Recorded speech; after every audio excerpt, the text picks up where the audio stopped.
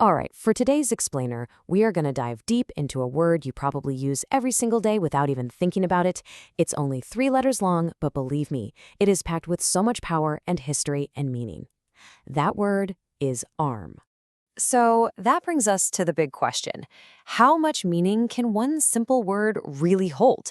And look, you might think, yeah, I know what an arm is, but I'm telling you, there is so much more to it. Stick with me here because we're about to peel back the layers on this thing, and what we find might just change how you look at language itself. Okay, here's our game plan. First, we'll kick things off with the arm we all think we know. Then, we'll explore its kind of wild double life as a noun, body part versus weapon. After that, we'll see how it acts as a verb, how it actually builds bigger ideas. And then, for the grand finale, we'll uncover this fascinating secret that explains why this little word is so incredibly important. So let's just start at the beginning, shall we? Section 1. A word we all know. Or, well, a word we think we know. This is the foundation, the arm that we all learned about when we were kids. All right, so we've got the basics down. Now this is where it starts to get really, really interesting. In section 2, we're looking at arm as a noun, and you're about to see it has this incredible double life. On one hand, it's a part of your body, and on the other, it's a weapon. So first up, we have the one we all know, right?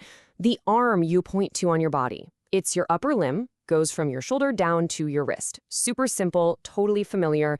It's a fundamental part of us. But then, the word completely flips on its head.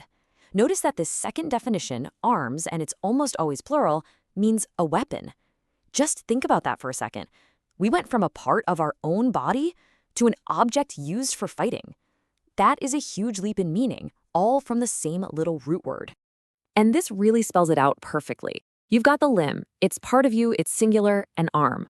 Then you have the weapon, it's an object, it's plural, arms. One is literally connected to your shoulder, the other is something that can be given away or even sold. They're two totally different concepts, all springing from the same 3 letters. Okay, so we've talked about what an arm is, but what about what it can do? In our third section, we're jumping into arm as a verb, and this reveals 2 whole new layers of meaning: to give something and to prepare something. Now, grammatically, this is all pretty straightforward, right? Arm, arms, armed, arming. The structure is simple. But don't let that fool you, because the meanings packed into these forms are just incredibly powerful. So, what does it actually mean to arm something? Well, in this first example, our taxes pay to arm the military, it's pretty clear it means to supply with weapons. You can see how this connects directly back to that weapon definition of the noun we were just talking about. But here's the cool thing. Arming isn't always about conflict. Take a sentence like this: remember to arm the alarm system.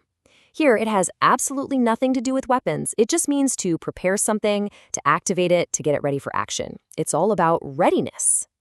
So, noun? Check. Verb? Check. But we are not done yet, not even close. Because for our 4th section, we're going to see how arm is a word that builds. It's like a foundational Lego brick for language. And this is where you can really see its versatility shine. A firearm, that's easy, a weapon using fire. An arms race is a competition for weapons.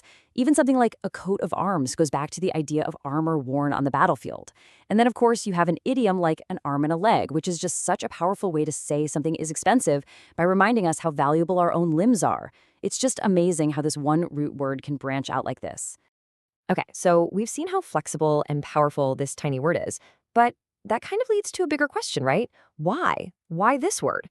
Well, in our final section, we are going to uncover the secret of Simple English, and it all comes back to arm.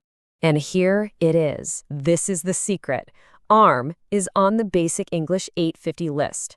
And right now, I'm guessing you're probably thinking, what now? What on earth is that? This number, 850, is the whole key. It's the total number of words in a really fascinating vocabulary called Basic English. It was a system designed way back in the 1930s to be a super simple, really efficient version of the language for clear communication all over the world. The idea was to pick a core set of words that were powerful enough to express almost any idea. And this is the big takeaway from all of this. Words like arm didn't just end up on this list by accident. They are foundational. They were specifically chosen because they're so versatile. Just like we saw, a simple word like arm can be used to build much more complex ideas. So learning these core words isn't just about vocabulary, it's about understanding the basic building blocks of communication itself. So our little journey through the word arm really proves that sometimes the simplest words are the most powerful ones. It really makes you wonder, doesn't it? What other simple words are out there, hiding in plain sight, just packed with these incredible, complex stories? Thanks so much for watching this explainer.